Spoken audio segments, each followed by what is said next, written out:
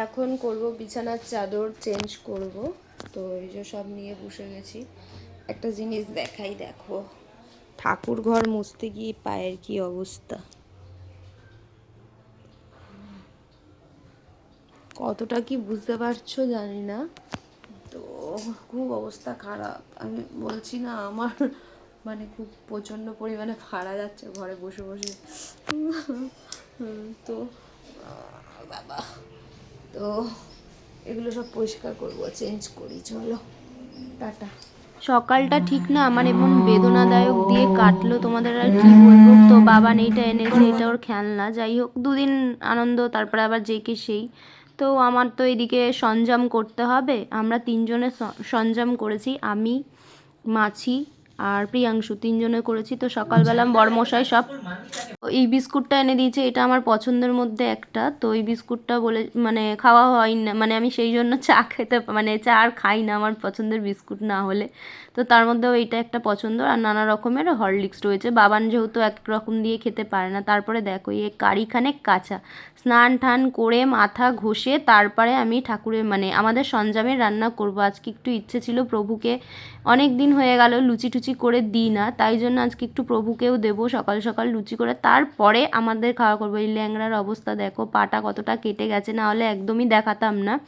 খুব অবস্থা খারাপ আমার, মানে এমনভাবে ওই যে এইখানটায় যে মোটা কালবারটায় আমার কেটে গেছে পাটা, পুরো একদম শিরার দিকটা গেছে। তো ছাতু মুড়ি দিয়েছি দাদাভাইকে, আমি কেলগস টক দই, বাবান নিয়েছে হরলিক্স আর দুধ।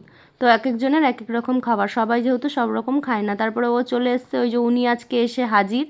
ও কিন্তু প্রতি বছরই সরঞ্জাম করে আমার সাথে, বাড়িতে চলে গেছিলো, এখন আবার এসছে, এখন আবার দেখতে পারবে, আবার চলে গেলে দেখতে পারবে। এই যে দেখো এটাই হচ্ছে ভালোবাসা। তো বরের ভালোবাসা, বর এদিকে মলম ব্যান্ডেড দিয়ে গেছে, বারবার বলে গেছে তুমি কিন্তু লাগিয়ে নেবে মনে করে। আমি যেহেতু ঠাকুরের পুজো দিচ্ছিলাম, সে কাজে গেছে, সে রেখে দিয়ে গেছে। আমি তো আগে ঠাকুরকে না পুজো দিয়ে আমার পায়ে হাত দিতে পারি না, ওই কারণে পুজো দেবো তারপরে। এদিকেও কাটাকুটি করছে, নাহলে আমিই করে নিতাম, তাহলে কাটাকুটি একটু করে দিলে কি হয় তাড়াতাড়ি হয়, যেহেতু আমি একাই করি। আমার আমার পা একদমই অবস্থা খারাপ, ওই জন্য কেটে দিচ্ছে। আমি বললাম একটু কেটে দাও, তাহলে আমার রান্না করতে সুবিধা হবে। ও কেটে দিল, দেন এদিকে চলে গেলাম রান্নাঘরে। আমাদের ভেজে নিচ্ছিলাম পরোটা একদম হালকা তেল দিয়ে, আর এই যে সাদা তরকারি করে নিয়েছি, আর সব কিন্তু নিরামিষের জিনিসে করেছি, ঠাম্মার ঘর থেকে নিয়ে এসেছি, ঠাম্মার ঘর থেকে সব নিয়ে এসেছি, আর যা বাদবাকি ছিল আমার উপরেই ছিল।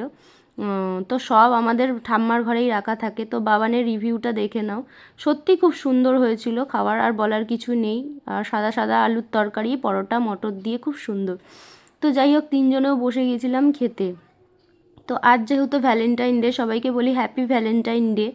সবাই সবার ভালোবাসার মানুষকে খেয়াল রেখো। বিয়ের পরে না ভালোবাসাটা সবসময় বেড়ে যায়, তখন হয় কি ভালোবাসাটা অন্য রকম হয়, আমরা সেটা বুঝি না। তো বিয়ের আগের ভালোবাসাটা অন্য রকম, বিয়ের পরের ভালোবাসাটা অন্য রকম। তো বর বলেছিল টাকা দিয়ে দিয়েছে ভ্যালেন্টাইন ডে উপলক্ষে, তুমি যাও গিয়ে তোমার জিনিস কিনে নিয়ে আসো। বিয়ের আগে সেই দিত পছন্দ করে, বেশিরভাগ জিনিসই আমার পছন্দ হতো না।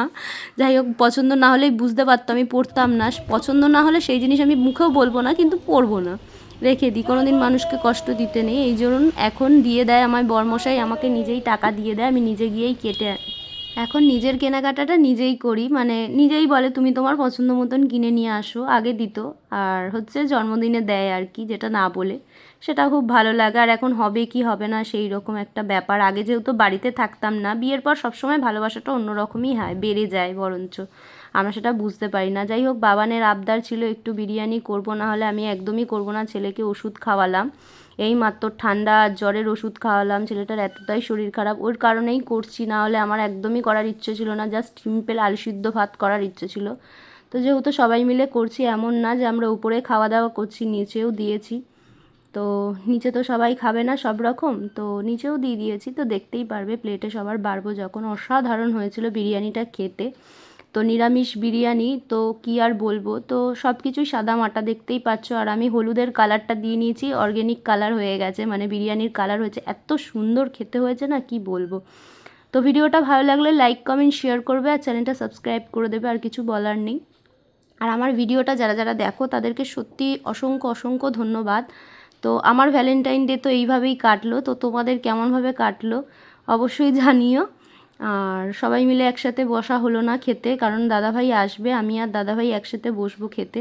একা একা ভাল লাগে না, আজকের দিন অন্তত ও নেই, হচ্ছে মন্দিরের কাজের জন্য ওখানে রয়েছে। কালকে দেখাবো ভিডিওটা, কালকে দেখতে পারবে। তো ওইটা হচ্ছে হলুদ থালায়, ওটা হচ্ছে নিচে আমার দেওরের। তো আজকে অনেক ইন্ডিয়ান আর্মিও প্রাণত্যাগ করেছিল দেশের জন্য, সেই জন্য সবাই পালিত হলেও সব দিক দিয়েই ভালোটা আজকে ব্ল্যাক ডে হিসেবেও পালিত হয়। তো যাই হোক, কারোর তাই জন্যই সবাইকে আর কি বলবো, এই যে খাওয়া দাওয়া করতে সবাইকে বলি জয় হিন্দ। যাই হোক, সবাই ভালো থেকো আর সবাই সবাইকে এরম ভালোবাসার মানুষকে ভালো রেখো। আর হচ্ছে সবচেয়ে আজকে আনন্দ তো কী হয়েছে জানো, এরকম মাছি চলে এসছে, তো ওই জন্য বাবানের একটু শরীরটা ভালো লাগছে ওকে দেখে। যাই হোক, ওকে দেখলে আমাদেরও পিকনিকের দিন চলে গিয়েছিল, মনটা খারাপ লাগছিলো। যাই হোক, আবার এসছে, এবার ভিডিও তো দেখতেই পারবে প্রায়। তো বাবানের রিভিউটা দেখে নাও কেমন হয়েছে খাবারের। সবাইকে দিয়ে দিয়েছিলাম, আমি আর দাদা ভাই পরে বসবো খেতে। আর বাড়িতেও পাঠিয়ে দিয়েছি, দুবেলাই দিয়েছি, নিচেও দিয়েছি, বাড়িতেও পাঠিয়ে দিয়েছি। তো আমাদের করলে কিন্তু অনেকটাই করতে হয়। তো আজকের মতো সবাইকে টাটা।